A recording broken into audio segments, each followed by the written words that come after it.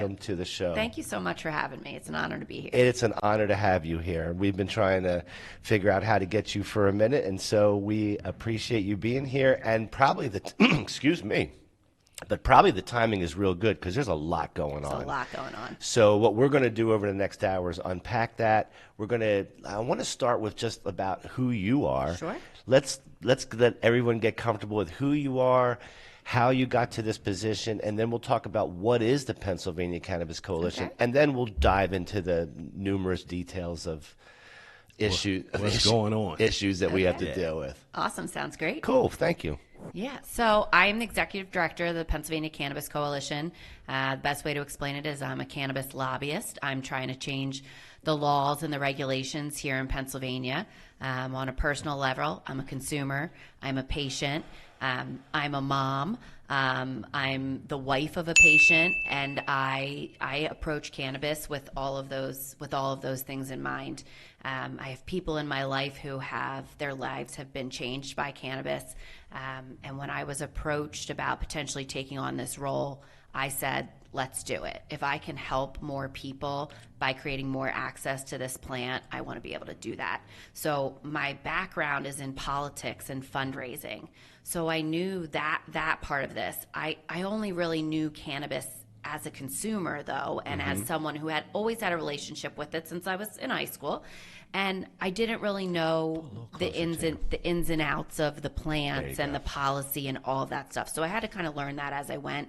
But I had a knack for the politics and that part of it. So I was able to put two things together that I really liked. And I've been rolling with it for 5 years. So, 5 years now. Yeah. Wow. Yeah. And so what is the Pennsylvania Cannabis Coalition, and did it exist before you? I'm assuming it did. It did. So the Pennsylvania Cannabis Coalition came together shortly after the medical marijuana law was passed in 2016. Okay. There had been several groups that had worked on the medical marijuana effort here in Pennsylvania. And there was a couple different groups, and then they ended up getting put together in one group that came out as the Pennsylvania Cannabis Coalition. So I believe I'm the second executive director. Okay. So I've been here since June of 2020. So we represent operators in the existing marketplace here in Pennsylvania. So medical marijuana permit holders, so dispensary permit holders, grower processors, and then we have a unique kind of permit type called a clinical registrant here in Pennsylvania, where they have a permit to grow, process, they have a permit to dispense, and then they have an obligation to work with one of the state's medical colleges to do medical cannabis research. So that's really cool. We also have a bunch of ancillary businesses that are members of the coalition. So folks that are part of the supply chain, everybody from transportation companies to consulting businesses to law firms, packaging and labeling, anything you can think of. We have a space for those folks to be part of the policy making and part of our group too, right? So when you think about cannabis policy making, the whole supply chain needs some kind of representation, right? Sure. So we're here to represent it. So who funds this? Is it funded by the state? So we're a membership-based organization. Okay. So our members pay, dues on a quarterly basis. Our ancillary members pay dues on an annual basis, and that's how we fund the organization. Are you a member? No, I'm not a member. No. But it sounds like a great resource. Yeah. For all these different entities. So we, being in cannabis digital media, should be a member. Let's talk about that. We got to talk about absolutely. that. Absolutely. So we do, not only do we do lobbying and advocating in to change the laws and to change the regulations, we do a little bit of networking and those type of things. So, I think it is a good space for kind of the cannabis business community here in Pennsylvania. In general. And the events are all over the state? Yeah. We mostly do Harrisburg because we try to keep it central when we're doing like a lobbying day and then an event at the same time. But we've done a couple in Philadelphia as well. So. How many people are part of the coalition? That's a good question there.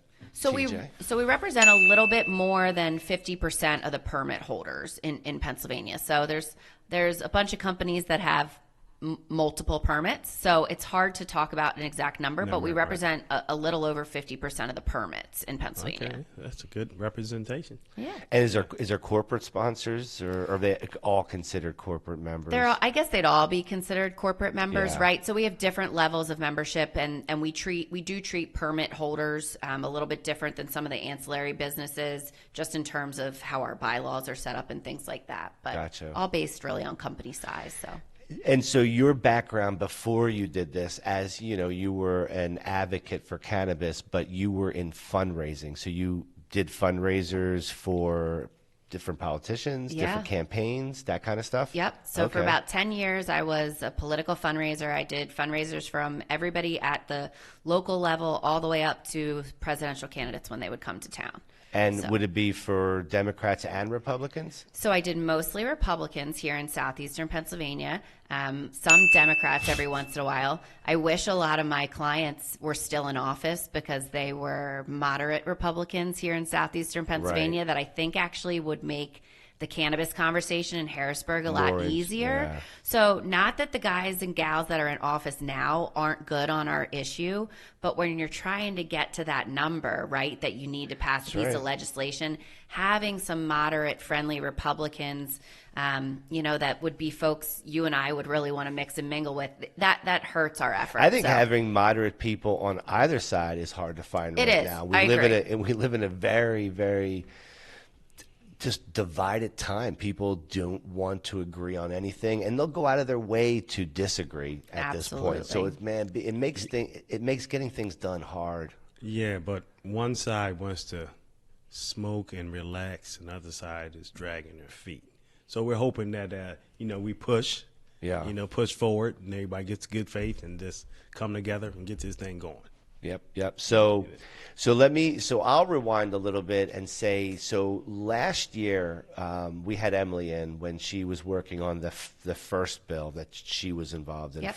from what I understand, and we learned a lot about the philosophy and why. I mean, we talked about homegrown and a lot of different things, but I guess at the end of the day, they just ran out of time on their session. And so one of the things I asked her is, how much of an existing bill gets adopted forward when you have basically a session change like that, where legislation just kind of falls off, then it gets picked up again. What do you have anything to do in that process? Do you try to influence that process? Yeah, sure. So, Emily and Representative Aaron Coffer, who's a great example of a Republican who was with us that's not in office anymore, Right. they put together a really good bill last fall. HB 2500 was a great piece of legislation. But in the space between the session ending last year and session picking back up again this year, it does give you the time to make necessary changes. And one thing I find really fascinating about cannabis policy is it's moving so quickly. I always say, like, a year in cannabis is like 5 years in anything else, right? Because the science is changing so rapidly, the policy is changing so rapidly. More people are coming on board and thinking, and changing their opinion about The it. industry's still in its infancy. I Yeah, mean, exactly. We're still trying to figure out what our growing pains even are, that's right. So 12 months is a long time. So between November when the session ended and January and the session started, a lot of people would say, like, okay, that's 45 days. And I'd say, okay, that's 90 days, right? Like in Right. cannabis time. So I think there was time to It's like change it. dog years, but reversed. Exactly. And it sounds like they're still trying to work out some of the kinks and get it filed. And certainly our organization is always makes ourselves available to help with those type of things and give feedback on drafts that are shared with us. And, we have some core principles about things that we really want to see in a bill. And there's things that, since we approach things from a business perspective, right, there are some maybe like consumer focused things that we care about, but they're not hills we're going to die on, right? Like I have a constituency that I represent. So trying to find a balance there. Let's talk about Sure. what are some of those? So I think one of the things that's really important to us is to use the existing market to roll out an adult use program, right? So we've seen varying successes of cannabis programs all across the country, but one of the things that we see is, when there's a lot of space between legalization and access to legal product, we tend to have problems, right?